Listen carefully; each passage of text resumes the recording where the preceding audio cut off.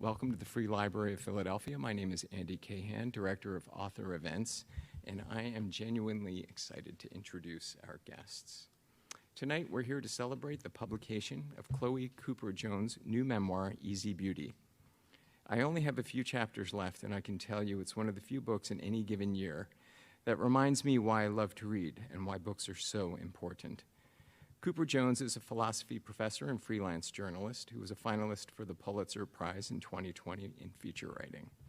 Her work has appeared in publications including The Believer, GQ, Verge, and New York Magazine, and has been selected for both the Best American Travel Writing and the Best American Sports Writing. As one enthusiastic reviewer writes, Easy Beauty is a rich, decadent book that rewards close reading. Anyone who immerses themselves in Chloé's writing will come away with a greater understanding of everything beautiful about the human experience and how to behold it. It just so happens that tonight she'll be in conversation with the man who wrote these words, Isaac Fitzgerald, a frequent contributor to the Today Show book segment, and the best-selling author of the children's book, How to Be a Pirate. His debut memoir, Dirtbag Massachusetts, is forthcoming in July 2022. Please welcome Chloé Cooper Jones and Isaac Fitzgerald of the Free Library of Philadelphia. Let's give it up for the Free Library. Come on, make some noise.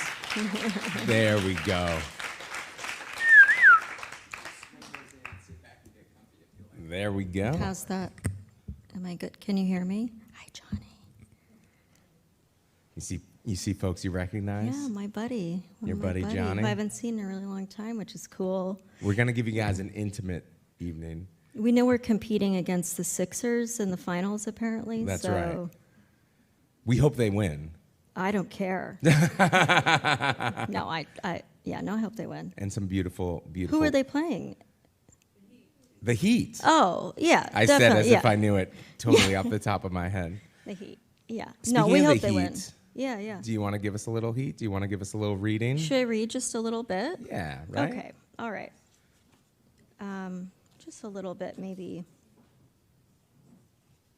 from the end of the book, actually. Thank you all for being here, and thank you, Isaac, for doing this. So I'm just actually going to read from the very end of the book. And, you know, the only thing you need to know to make this ending make sense is throughout this whole book, I'm really just trying to change something about myself. I'm trying to figure out what it means to be sort of more present in a world of other people. And I really struggle with that. I think because of my disability, I think that I both have been put on in a sort of a marginal space, but also have kept myself in a marginal space. It's a thing in which being sort of on the edge of things is a place of comfort for me in a lot of ways. And then I had a son, and it turns out that I had this bad idea when I had my son that you could be like a good parent when you were like around them, and then like your real self, you could just like take your real self out at night or something. Doesn't work that way. Johnny, does it work that way? You're a dad. Yeah, it's like they see you all the time, and so that was kind of terrifying. So this book is sort of this struggle for me to figure out how to sort of inhabit my present, my reality, both with my husband, my son, and myself. And every chapter takes place in a different city. And this is a chapter where I finally come home to Brooklyn, and I'm still sort of figuring out what it means to be in a scene and out of a scene. Wolfgang is referenced, he's my son, and Andrew, my husband. After dinner, the three of us go out for a walk. Everyone knows us. The ladies at the pharmacy give Wolfgang a sucker. We get a bottle of water from the bodega, and Wolfgang sits on the ground, petting the familiar cats. Nail salon, Chinese takeout counter, laundromat. At the edge of Prospect Park, we see a sign for a magic show. We should go, Andrew says. I don't know, says Wolfgang. What? My husband says, you aren't curious? Curious about what? Wolfgang shrugs. Wolfgang is like 7 here also. Curious about what? Wolfgang shrugs. Somebody doing tricks and pretending it's magic? Yeah, but maybe this time it will be magic, says Andrew. Maybe. It'll be the best thing we've ever seen. Yeah, I don't think so, Wolfgang says. But he reluctantly agrees, and we walk to a field where many young children close to his age sit on the grass in a circle around the great Moody Trudy. I recognize a few of Wolfgang's friends from school, and I tell him to go sit with these friends, but he refuses. He stands in the back at the edge of the crowd next to me. The great Moody Trudy waves her hands over a fishbowl, drapes a cloth over it. She says a few magic words, removes the cloth, and reveals a fish swimming there. The kids clap and cheer, but Wolfgang is unimpressed. The fish was in the base of that bowl the whole time, he says. The great Moody Trudy starts another trick involving a newspaper. She pours clear water onto it, but when she wrings it out, the water is green. Newspaper ink is food coloring, says Wolfgang. The great Moody Trudy balls up the newspaper, then launches into an impassioned speech about the environment and the importance of not littering. She leads her crowd with a hand cupped behind her ear. Let's hear it, kids, she says. This newspaper should not be left in the grass of this nice park. It should be put in the... And the children all shout, trash can. And Wolfgang covers his face in disbelief and whispers, recycling, these idiots. The great Moody Trudy pours lemonade into a cup, starts to sip, and then pretends to trip, and out comes glitter everywhere. There was never lemonade in that cup, says Wolfgang. She does a trick while juggling balls. One disappears. I saw her palm it, says Wolfgang. Tell her, Wolfgang, I say. Tell her you're not fooled. Andrew glares at me. I know how you're doing this trick, says Wolfgang, loud enough for everyone to hear. I pull Wolfgang close to me. He reaches up to hold my hand. We are united, safe, apart, against the scene, but together. And I am proud of this. But the final trick involves a stuffed rabbit going on a journey. The rabbit, we're told, goes into the forest of happiness and emerges with a key to a secret box that will unlock the real rabbit. The great Moody Trudy lifts a box and puts it on a pedestal. She pulls a drawer open to show it's empty. The drawer has a false back, says Wolfgang. Where is he? Where is the real rabbit? Is he in this drawer? Asked the great Moody Trudy. And the kids all shout back, no! And Wolfgang shouts back, yes, clearly he is. Tell her she's busted, I say, nudging Wolfgang, and we both crack up. Tell her you've got her all figured out. Andrew grimaces. Stop that, he says to me. Promise me, says the great Moody Trudy. Promise fingers in the air, everyone. Promise me you won't tell anyone if I reveal to you the secrets of my trick. I don't owe you that, says Wolfgang. And we high five. Chloe, Andrew says, don't. But he's smart. Look how smart he is. He's figured out all the tricks, I say to Andrew. Okay, says the great Moody Trudy, time to meet the rabbit. And she knocks on the false backing of the drawer, and Wolfgang smirks and begins to say, see, I told you. But then the backing collapses, and the whole box collapses, and there's no rabbit there at all. And Wolfgang stops and stares. And the great Moody Trudy holds up a stuffed rabbit and says, I guess there was no real rabbit after all. And Wolfgang's face falls. The great Moody Trudy starts to put a stuffed rabbit back in her jacket, and then with a flourish, she takes off her jacket, swings it around in the air like a cape, swishing it between us and the stuffed rabbit, and when she pulls it back, a real one sits sweetly in her hands. The crowd erupts. Wolfgang, too. He's enthralled. He's seen something magical. How did she... I can't... Where was it? He says, beaming. See, not so smart now, you cynical little jerks, says Andrew. The great Moody Trudy waves the children forward, offering to let them pet the rabbit. To my surprise, Wolfgang darts forward to join the line and, without a trace of self-consciousness, stares up with a face full of wonder at the great Moody Trudy, and he tells her she is the greatest magician he's ever seen. He pets the rabbit gently, then nuzzles it with his nose, and the great Moody Trudy leans down, and they embrace. We stand at the edge of the park, and Wolfgang plays with other kids. And Andrew asks me, "Do you know what I thought?" while Wolfgang was standing in the back of the crowd with us. "What?" I say. "I thought," Andrew continues, "I went to school dances and I didn't dance." "Oh," I say, "neither did I." As kids, we'd both been compelled to derail our experiences when we felt excluded from them. We'd believed and placed all our self-worth on the notion that to assert yourself against the crowd was a form of higher-level thinking, which sometimes it was, and sometimes it was cowardice. We'd not been great at seeing the difference, but Andrew is better about this now, and I am learning. "I didn't participate," he says, "and it might have felt good to be united with my peers, but I missed the chance to find out." "Right," I say. "I look at Wolfgang, and I see someone smart and kind," says Andrew. "I want him to be critical, but not at the expense of camaraderie.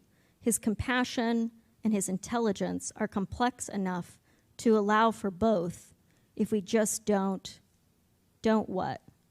If we just don't get in his way." Woo! Thanks, Isaac.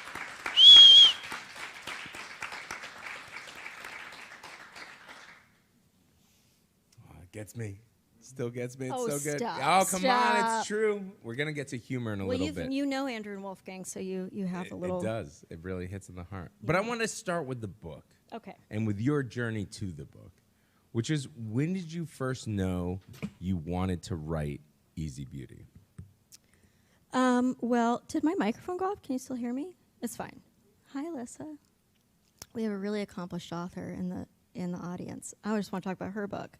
Now she's hiding. She's put out a book called Little Rabbits, one of the best books of the year. Okay, but I should talk about mine. Yeah, that's right. Okay. Although I do like the rabbit through line. We'll talk about Alyssa's later.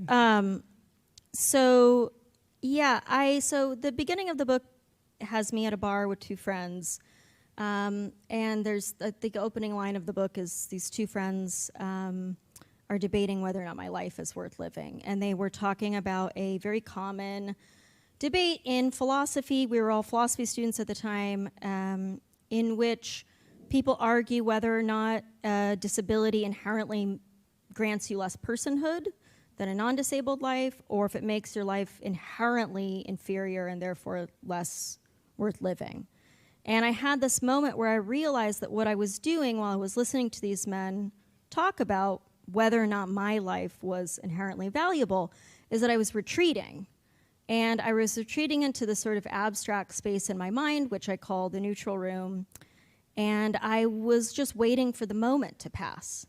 And I realized that I had done that for most of my life. I had just taken uncomfortable or painful situations, whether they be physically uncomfortable or painful or emotionally or socially, and I had just gone, well, if I just kind of wait for these men to keep talking, like it'll pass and I don't have to participate in these sorts of hurtful conversations. And in this moment, I sort of realized for the first time that also made me complicit in these bad beliefs, but that I didn't have the right language to really talk to them about what disability was. At the exact same time, my son was about 4. So at the beginning of the book, he's 4, almost 5, and at the very end of the book, he's 7. And, you know, if you have kids or you spend a lot of time around kids, like 4 years old is 4 or 5 is like kind of this magical age where they just start mirroring like all of your behavior back to you. Like when they're babies, you're like, whatever, I can do whatever I want. Like they're not paying any attention. They're just like sleeping and pooping and crying. But when they're 4, they like really have adopted a lot of your own behaviors and they're showing them back to you. So I was seeing all the worst things about myself in my son's behavior, which was a fear of strangers and a certainty that strangers were going to bring cruelty, and a desire to always be outside of everything. So he was in school and he would always just sort of be on the outskirts, like not really fully engaging in his peers. And I knew that they're engaging into like a life with his peers. And I knew that he had gotten that from me. So those two things kind of happen at the same time. And I just made this decision to really, for the first time ever, start writing about disability, start thinking about disability, studying it, learning about activists who had made the ADA possible, and really try to think about not only like my own body and my place in this idea of disability, but also how to form a critical language to speak about it so that I didn't have to avoid these situations.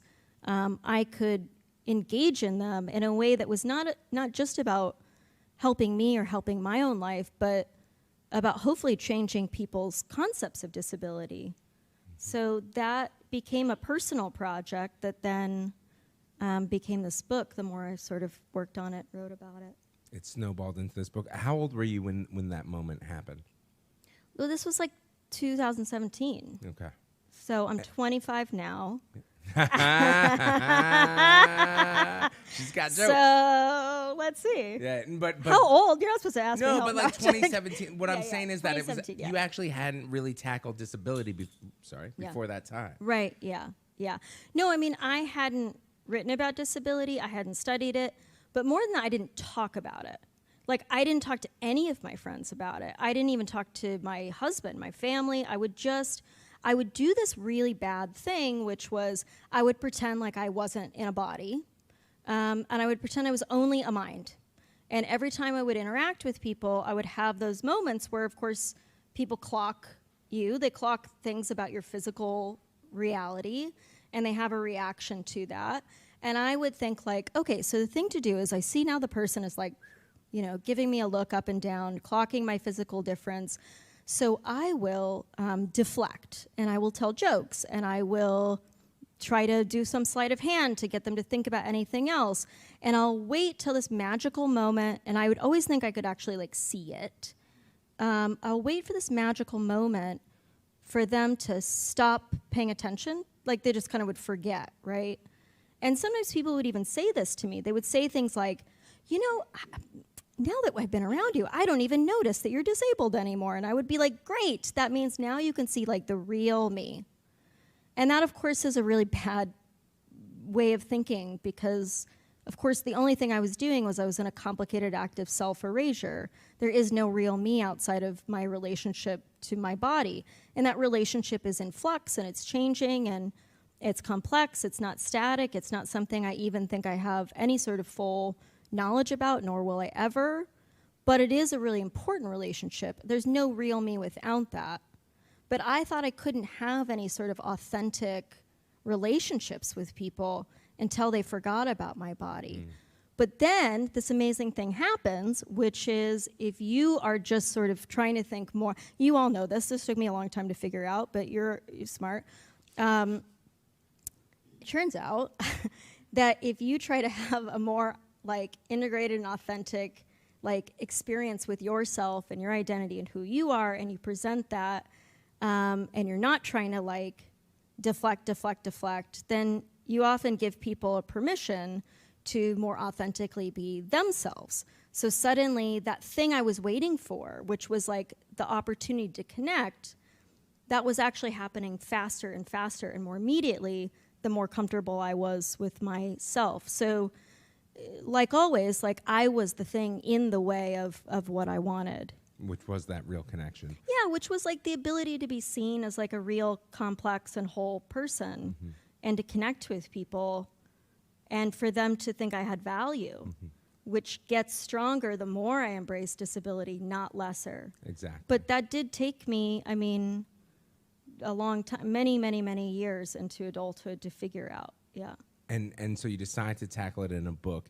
At what point did you realize that your family, that Wolfgang, that Andrew were going to have to be a big part of this book? Well, it wouldn't have happened without Wolfgang. Because I could have easily lived the rest of my life in this like kind of withdrawn, abstract space. And I got a lot of approval for that because I did PhDs and I taught and I wrote. So there was a lot of social reinforcement of value in being a brain only and not worrying about being a body. So I could have easily lived in that sort of withdrawn mental space for the rest of my life. And I also want to say, like, when I talk about this sort of this neutral room in my mind, this withdrawn mental space, it's not a purely bad thing. It's also a space of great agency, right? It's like the place that I thought about things. It's the place that I processed things. It's the space that I got with like some peace from the world. So I think distance can often be a source of real strength. The problem is that for all of us, there's a threshold in which you cross from like peace and agency and strength to avoidance. You know, once you cross that threshold, avoidance and complicity sometimes, and absentia that can hurt people. And I didn't see that threshold for my whole adult life. I didn't understand that threshold even existed, and I had no power to locate it because it didn't matter enough for me. But when I had my son and I saw him doing it, I thought, okay, maybe I have been living a life that's worthy of me, but I'm not living a life that's worthy of him. And so I thought, what do I really want him to have? And that section that I read, my husband says it quite beautifully, which is to be critical and to be thoughtful and to know when to stand apart or even against the crowd, but not at the sake of community, not at the sake of camaraderie, and not at the sake of like giving people the opportunity to be whole people before you're already discounting them, which was something I did because I just was like priming myself for rejection or prejudice or cruelty, and that, I mean, I can do that forever. That's fine for me, but it's not fine for Wolfgang. So he had to be. He's the home I want to come back to in this quest that takes me chapter by chapter all across the world. Ultimately, it's just like any other, narrative quest, which I took a lot of inspiration from. I'm trying to come home to something, and it's him, and it's as a better version of myself to show him. To be able to be an example to him. Yeah. But that said, it is a hell of a travel book as well. This book is so many things. For those that haven't picked it up, you absolutely should. It's so many different things. We're going to get to different sections of it. But one thing that you tackle in this book so beautifully is art and philosophy, of course, you having studied philosophy. So when did you know so you're writing a memoir, you're tackling disability, you have your family in there. When did you know that you also wanted to have kind of these thoughts and these moments and these interactions with either pieces of art or philosophy that mean a lot to you? Yeah. Well, so, I mean, part of the answer is I wanted to write a book about someone struggling with something. Sometimes memoirs or nonfiction books that I've read seem to be written from, like, the cool distance of good hindsight, where they're like, let me tell you about this thing, but now I've got it all perfect. And that's nice, but I was like, that's not helpful for me. So I, in some ways, was writing a book that I wish I could have read, which is about struggle. So, the character arc of this book is like, I'm a pretty incoherent self, and then I try to be a slightly more coherent self. And then the book ends. I mean, I read to you from the end of the book, and it's like, I'm just sort of getting a clue, and then I go, okay, goodbye. So part of this act of struggle, I wanted to be really honest about how my mind actually just processes problems. So I just genuinely process problems by thinking about what's in front of me, what that thing that's in front of me, how that triggers a memory. But I also am always reading things, so sometimes a piece of philosophy that I'm studying, or a piece of theory, or a piece of poetry, or a tweet, or anything, like it will all sort of filter into my consciousness and how I'm trying to solve a problem.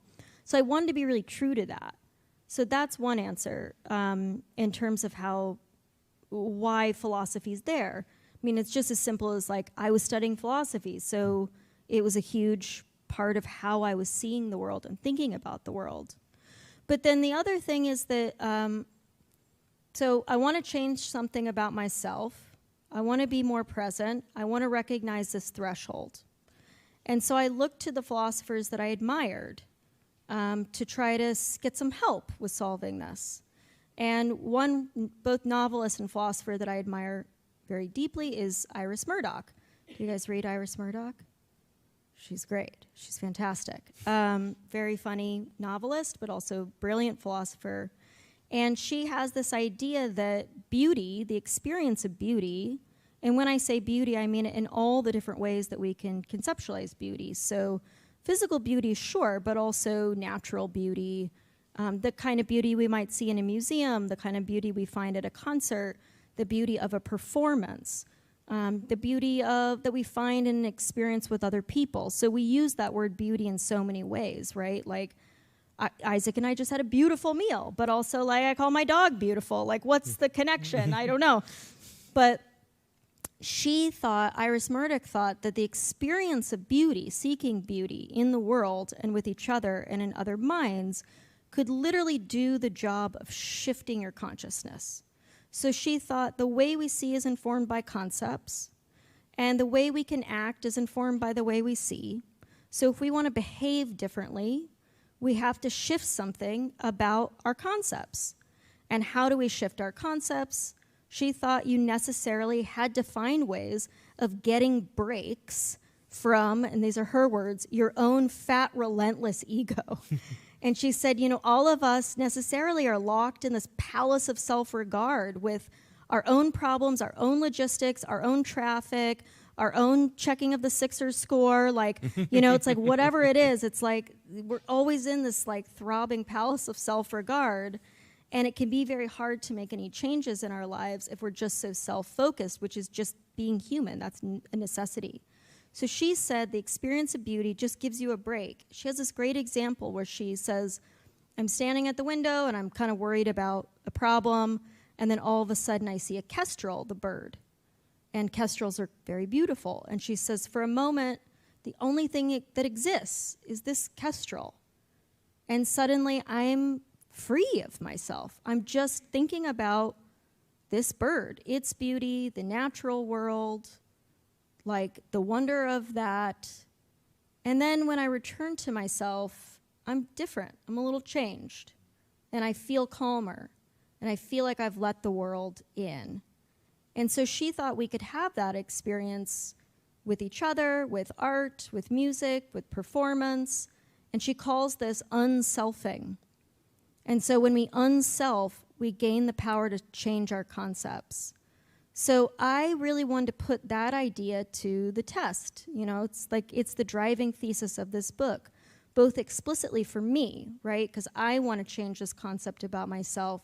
So chapter by chapter, I'm seeking an experience of beauty in the natural world and in performance, in music, in Roger Federer, who I love very much and think is quite beautiful, and ultimately trying to find it with my family.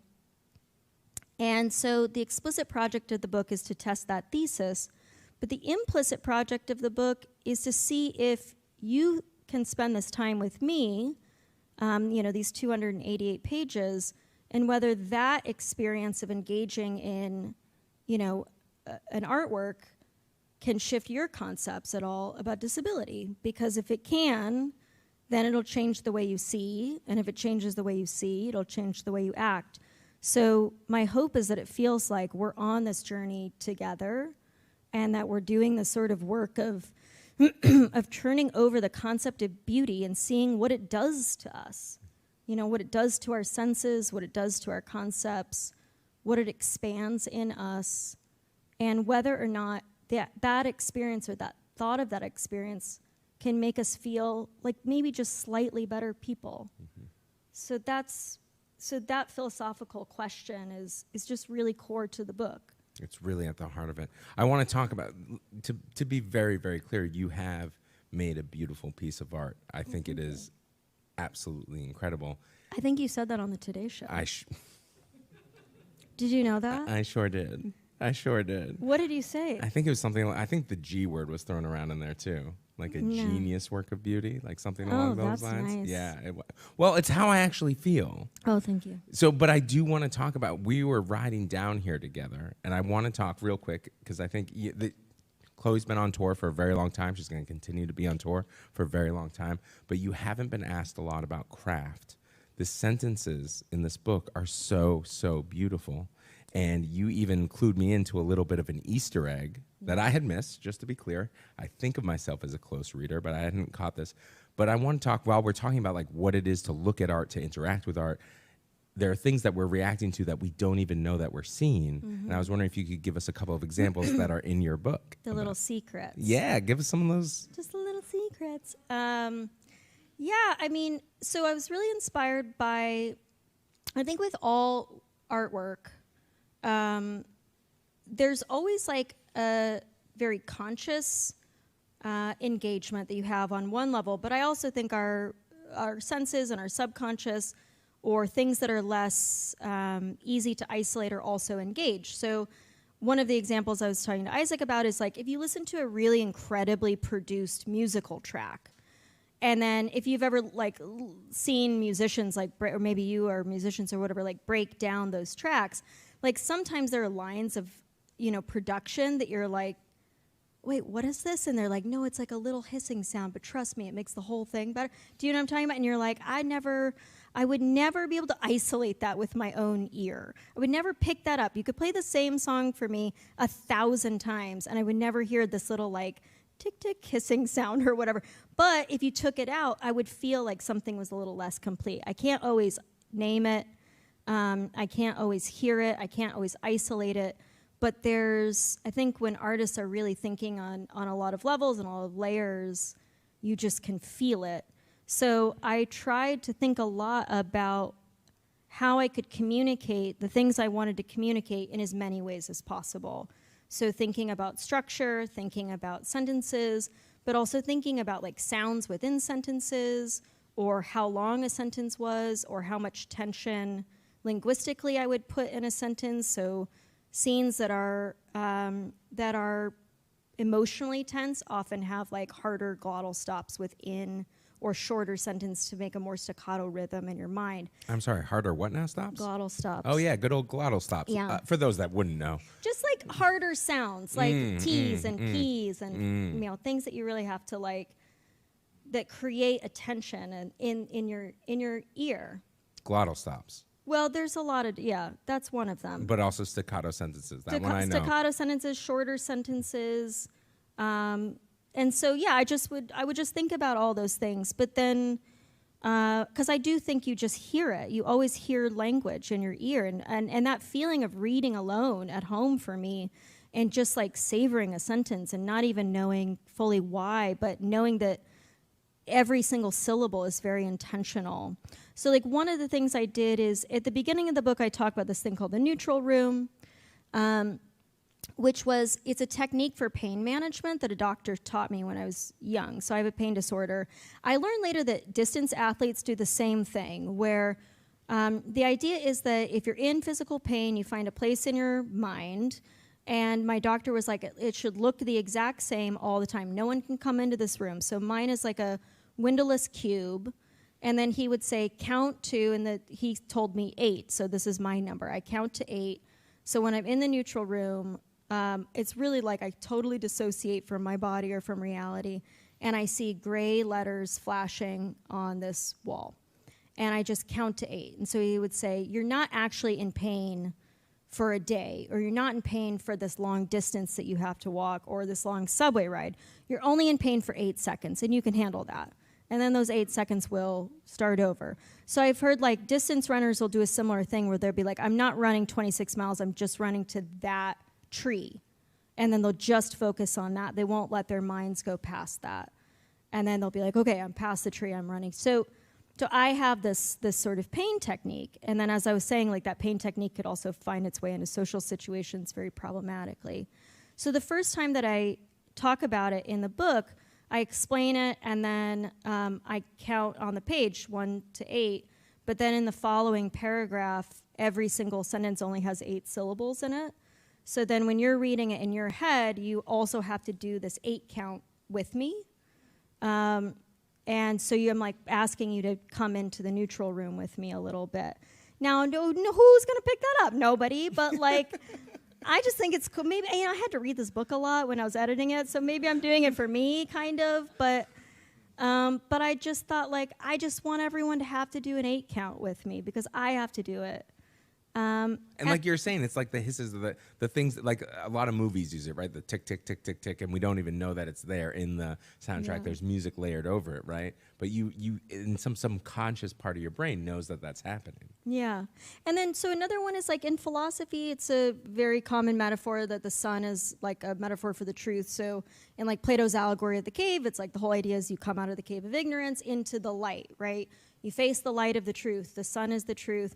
The sun always hurts your eyes at first because the truth hurts. But then if you sit and you look at the truth for long enough, your eyes will adjust and you can see for a long distance. So that's the brief of the allegory of the cave. But all through philosophy, the sun is a metaphor for the truth quite often, especially in Platonic dialogues. So in this book, every single time I describe the sun, it's describing a relationship to where I am to this goal. So at the very beginning of the book, the sun is always like oppressive. It's beating down on me. It hurts me. It's like searing me. It's very painful. At other points of the book, when I'm grappling with things, the sun is really like moving and splicing and sort of affecting me in very specific ways. And then at the end of the book, the sun is golden and it's peaceful and it's encompassing this world of me and my son. One of the most important moments, I mean, this just literally was true, but it also worked for this, is my mother sort of saying a very important truth to me as we're on a beach as the sun rises. So every description of the sun in the book is supposed to be sort of mirroring my mental state or my relationship to this truth that I'm seeking. So. And where you're at with it. That's incredible. I'm not going to, because we could be, are there other things for us to look like? We don't have to go over every single one, but that seems like enough. No, I know that's enough for right now, but like, are there others? Oh, that's yeah, all I'm saying. yeah, like, just there's like others, yeah. People can figure them out, like puzzles. Yeah, because like I thought I wanted to also write a book that someone might feel like they could read again in their life, or that might stay with them. And I mean, some of my favorite books, I don't even read all of them over and over again, but I just like, there's certain books that I just come back to and just open for guidance, like reading tea leaves almost. And I'll just read a couple sentences from them and feel like given something. So I wanted to write a book that someone could theoretically read twice and find something new in. But also I found that sometimes like people have a misconception that memoirs aren't crafted. And I think that has been a real thing that I've found on tour, actually, talking to readers, is like, well, is this a memoir or is this like a book of craft? You know, it's like, well, it can be both. But I think some people have, not you, you're all sophisticated, but beautiful. And beautiful, and you don't like the Sixers, and you know, so like, it's not good. No, don't like go far. I just remembered this was being recorded for a podcast. I love Philadelphia. There we go. I love the Sixers. Go Sixers. No, but like some people were really like, a memoir is just your story that you like give to people. Just write down and put it out there. Yeah. And I was like, no, I think they're memoirs that are written with every bit of craft and intention and thought as any novel. And I really wanted to write a very highly intentional book that was in a dialogue with the art that I really loved. And I also wanted to write a book that felt like it was for other people and about other people and not actually about me, but that I was just someone who was processing a problem that I hope feels relevant to other people. So, yeah. And that you're honing in a way that somebody would, be it fiction or even another piece of artwork like a sculpture or a painting. So to that point, and then I'm going to open it up so people start getting your questions ready, start percolating on those. We're going to open it up to this incredibly attractive, very smart audience who love the Sixers. Yeah. But I want to, two quick questions basically at the end. Talking about art, can you just talk a little bit about either be it your favorite pieces of art or your interactions with art, because that is also such a large part of this book, and our friendship. You brought me to an artistic experience that I had never had before, and then I got one last after that. Yeah, I mean, one of the pieces of art that's really important in the book is Richard Serra's sculptures at Dia Beacon. And are you familiar with Richard Serra's sculptures? Like, one thing that's very cool about his sculptures is you can often go inside them, and these 4 sculptures that are at Dia Beacon are called the Torqued Ellipses. And he had this idea, Richard Serra had this idea for a shape that's actually mathematically impossible to make. And so when he was trying to fabricate it, like these huge sculptures, they just kept breaking, and people were like, you can't make this shape because it doesn't exist. Like, you're asking us to torque a thing at an angle that is literally impossible to do it. And then he was actually able to fabricate it through this one place in Baltimore. This is not important, but they figured it out. And so the experience of walking inside of these Richard Serra sculptures is that the walls that you're in between, they come in and they come out like this in a shape that doesn't make sense. So the experience of being inside them is that your mind keeps wanting to autocomplete what you're going to see next. It keeps going, I know how this turn will follow, but because you're actually inside a shape that's you've never seen before, you keep being wrong. And so every single step inside the sculpture is your brain going, I know how this is going to go, and then you're literally wrong. And it can be really disorienting. And the first time I ever went inside these sculptures, I really felt like I was hallucinating. I was like, did I die and this is like a coma? Or like, I don't know. Like, it felt so surreal to me. To be constantly my brain wanting to tell me what the next thing was, and then my perception shifting and it being wrong and wrong and wrong. And that, I think, was a very important, metaphor for this book, certainly, and the experience that I was having, this idea that I knew who I was in the world, or I knew what other people were going to do or how they were going to react to me, and then really testing that and being wrong and wrong and wrong. And I asked Isaac to come with me. This would have been a year ago or something. And I kind of was like, you're either going to really like this experience or it's going to kind of freak you out and it's going to tell me everything I need to know about you, right? Like, because people who are kind of into that, who are like, this is cool. Like, I like being wrong, or I like being thrown off, or I like actually being disoriented. I like the unexpected. I like the new. I like the strange. Like, those are people who quite often are really open to me, or are really open to other people, are very accepting of like the wide range of humanity. And then I've been with people at that museum who are like, I hate this and I feel so uncomfortable. And I think that's very telling. But you felt good. You liked it. Oh, yeah. I loved them. I thought they were very cool. I didn't know that tidbit was going to turn into a compliment of me, but I will take it. I think you knew. Oh, I had a blast. No. I was ready to get a surfboard out, just get on those metal waves. It was. I know, they were wild. Also, there was a big hole in that building that I really liked. I was really drawn to that. Yeah, the hole, yeah. I don't know the exactly. Michael Holzer holes, yeah. See, you know the stuff, I and do, and I don't. That's okay. why you are a doctor. You have but the last thing I want to say, and then we're going to open it up to questions from the audience, is there is another part of this that, like, we're talking about this book, and you're going to buy it because you're so thrilled, and there's so many concepts that you're being tackled here. But one thing I want to leave you with is that it's also incredibly humorful. Why was it important to you to make this book funny? Well, I think that if you're really being honest about anything, even really awful things, if you're looking at them directly, they're really funny. Like, almost everything has an aspect of humor. In fact, the worst moments of my life are also completely absurd and hysterical.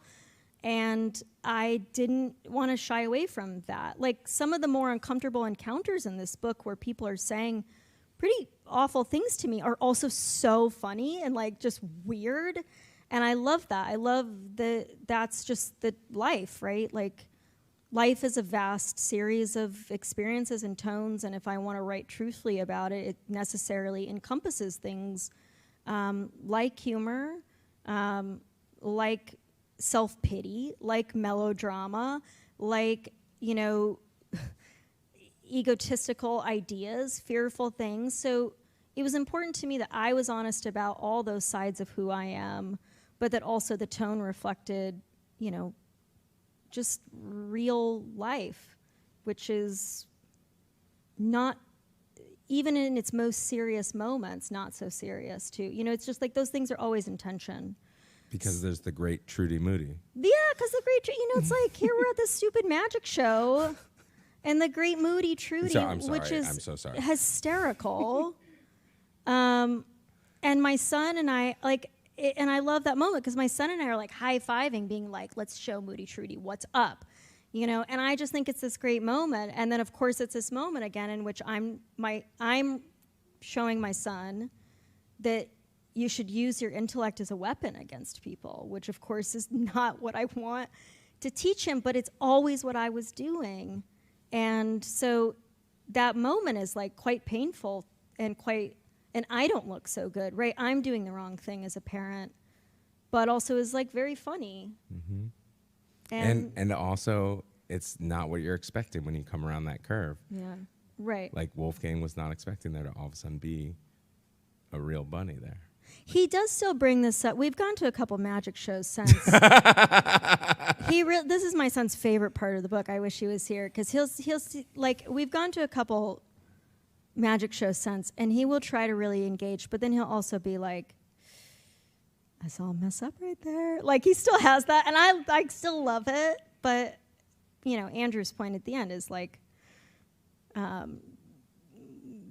don't do that. I guess, like, don't always put yourself against things. And I think for my son, it's like that fear of that he's going to be rejected first, and I don't want to pass that on. And I think intelligence is a way in which he is capable, because he's a smart kid, of separating himself unhelpfully, you know, like standing away, rather than using his warmth and intelligence as a way to really make a difference or connect to people. So that's a really important tension in this book. I hope it's one that makes sense to people, you know, like I think we all have our own neutral rooms. I think we all have our own deflection techniques. So I don't think that's unique to him or to me. Yeah, but it's important to be open to the unexpected. Yeah. Well, let's give a round of applause to Chloé Cooper Jones. Thank you. It's just, I wanted to know, what are some of the books you read, like tea leaves? Great question. I think James Salter's Light Years for language. So I just think Sentence to Sentence, that is a book that I feel really, I can just see so much in. I think Iris Murdock's essays about ethics, those are essays I come back to over and over. The poems of Arthur Z I come back to again and again. And then right now, when I've been thinking about like clarity and specificity in language, I've been thinking about this book that just came out a week ago, Little Rabbit by Alyssa Song-Siride, who's right there. We should just clap. But really, I'm not even kidding. Like, she wrote, I think, one of the best novels I've read in a really long time. And I think the thing that really amazes me about her book and why I read it again and again and again is that it's so, her sentences are so, they're like cut by, like, they're little marvels. They're little like tight jewels. And as you've figured out, I can be kind of long-winded. So, so sometimes I just need someone to say something with such a clear breath, like a singular, you know, brush stroke, an intentional stroke. And I think Alyssa's sentences do that. So I'm a great admirer of hers and hope you'll get her book as well. I also hear it's sexy. It's super sexy. Yeah, let's sell it. There it is. It's really good. Great question. Go ahead right next. I really enjoyed your talk, and I was really taken by your discussion of complicity. I'm just wondering if you know, it seems like such an expansive way to meet people and to like reflect on that. I just wonder if you have like a complex, I mean, I'm sure the answer is yes, if you have a complex relationship to your own sense of complicity, if it brings up regret or resentment that it even has to exist, or I'm just curious about that a little bit. Totally. Yeah, I mean, in some ways, I mean, I try not to regret too much because I think regret can be a way of avoiding progress in the future, right? Like, if I circle my own regret for too long, I don't give the energy to just how I want to be in the future. But there are times where I look back at, like, the entirety of my 20s, which I'm only halfway through. No, I'm in the entirety of my 20s, and I think that's like a lost decade. Because I like wasn't in any way like able to be authentically myself. Like, I had a lot of friends that I cared about, or I had relationships that I cared about, but I was always hiding a part of myself. And I was always like in a deep shame relationship to a thing that really I should be very like excited about and proud about, which is like the strength of my body. And I think that relationship, and maybe this is true for all of us, I think you could actually track the way I felt about my body onto like a geographical map. And but what I mean by that is I thought there were only certain places I could go and only certain places I belonged. I had to live in a city because when I was in a small town, too many people thought I was weird. I could only go to certain bars. I could only be sort of in certain scenes. I felt like I had to just only go to these places in which I would be comfortable or ignored successfully or whatever it is. And I look back at that literal geography and I think, I was so limited. like my feet, and it wasn't even other people doing it. It was me. Like, I'm complicit in my own marginalization. I'm in an incredible dialogue with it. And for my entire 20s, I think that dialogue was so one-sided to the point of like dramatically limiting me. And in this book, I tried very literally to move outside of that geography by going to a different city across the whole world, but also putting myself and my body in places where I don't think I belong, where I think people will look at me. Like, I was a sports journalist for a year. And part of that project of being a tennis journalist for a year was I kind of thought athletes would be like very freaked out by me and not want to be around me. And the thing is that was true in some cases. So my worst fears did come true. But then also all these other things came true too, like Roger Federer and I are best friends.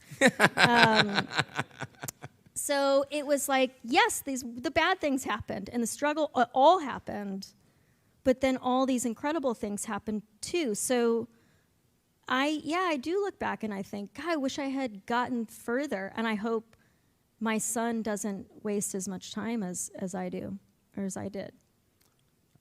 Not to be a therapist, but not wasted time, just time you were working through, you know? Maybe. I mean, yeah, I'm here. Thank you for inviting us so candidly into how you're concerned about what people thought of you. Could you tell us a little bit more about the fact that they must have been concerned about what you thought of them and your responsibility in dealing with that? Yeah. Well, I didn't think about it, right? I was like, oh, everything's happening to me. The world is happening to me. Everyone's looking at me. Everyone's doesn't like me.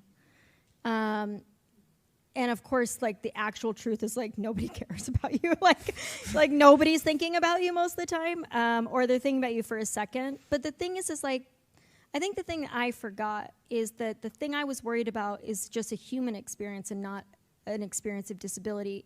And this is what I mean, is that all of us have felt what I'm about to describe, I would think, which is that, you know, we live in a world of strangers, so we have to move around this very scary world of all these minds that we can't understand. So the way that every mind handles that is that they look quickly, they isolate typically one visual fact about you, and then they reach back into their concept bag for a set of ideas about you. Okay, you look like this, and that means this, and then they have that first thought about you, and then they have no more thoughts, right? They don't have a second or third or fourth thought. And we've all felt that probably walking through public spaces, right? Being at grocery stores, being at concerts, being, you know, in a city street, this sort of wave of eyes reflecting back that first thought, first thought, first thought, first thought. And if that first thought is, for me, which is typically the case, is like pity, concern, fear, disgust, worry, those are a lot of things that are associated with a disabled body, then that's all I saw. I just saw that reflected over and over again. And you can't help but internalize that. But of course, like what you're saying is, I was also doing that to other people, right? I was doing that too. And I was also letting all of my bad concepts reduce the number of thoughts I was willing to have about everyone else. So a big project of this book is, number one, like, there's no villains in this book. There are certain people who say unkind things to me, but I always try to give them a second and a third and a fourth thought. in many ways, this book is me trying to stretch my empathy as far as it will go, and by recognizing my own bad behavior in this thing that I so desperately want changed for me. So that, just really sitting with that, what it means to give everybody, including people who are hurting you, a second or third or fourth thought, that became a really important project of the book. And it was a project of me recognizing my own gaze, one that I had not given enough time or true critical thought to before. So you use celebrity in the book as a framing device as well. Beyonce, Peter Dinklage, Roger Federer, primarily. And all of them tie really beautifully into the themes, and they're all great stories. But I was wondering if there was an element of universality that made you lean on them in that way, or what is it about celebrity that was interesting as a way of framing the story? So I think it's less celebrity that's interesting to me and more what we can get from the experience of performance, right? So for me, I had this idea that I couldn't, I have this Beyonce experience where a student tells me, you have to go see Beyonce. She's like, I had this epiphany at a Beyonce concert. And I was like, well, I won't have one. And I won't go to one. And I'll be a little snob about it because I was just scared to go to a concert because I knew that would be a physically uncomfortable space for me. So I reject this feeling. And there's so many things we could say about Beyonce that are amazing, that you could have any sort of experience with her, but it wasn't her physical beauty, which is considerable. That's not the thing that has an effect on me in this book. It's not her music, which is great. It's not her voice, which is incredible. It's not the spectacle of her shows, which is considerable. It was just the way in which she was capable of being completely present on a stage. And I had really never seen anything like this because I had not put myself in spaces to go to concerts or to really be in uncomfortable physical spaces. And if you've ever seen her perform, like, I don't know how she does it. It's like, sometimes you go to a show and I'm like, I can see you like thinking about your laundry, like as you're performing. But Beyonce is just like there. She's right there. It's like every molecule of her body is like seeps out into like the audience. And the thing that really moved me about that was just the generosity of it. And I was really looking for a model of that. And I was really looking for someone to show me the value of it. So her incredible presence, the generosity of that, and then the effect it had on the crowd, which became like this living organism that would just like follow, Beyonce would walk to this side of the stage and the crowd would reach for her. And like everyone was so ecstatic, and like just to be in that like absolute just mass of humanity felt so incredible to me. And I thought, so it's not her fame that really shifted anything for me. It's that act of what it means to give people like fully the experience of being present with them. And that's a gift I think she has more than most any other performer. Well, we're happy you were present with us here tonight, and we're happy that you all were here present with us tonight. Let's give it up for Chloé Cooper Jones. Thank you. Chloé will be signing, so if you had a last question, we didn't get to it, I apologize. But Yeah, we'll be out here and hang out. I just want to say really quickly, thank you so much for having me. Thank you all for being here. And Isaac has a book out in July called Dirtbag, Massachusetts, and it's so brilliant, and I hope you will get it, and I know he'll be back here too. So thank you, Isaac, for that's this. a wonderful way to end it. But thank you to you, Chloé, and thank you to the Free Library. Thank you, Philadelphia.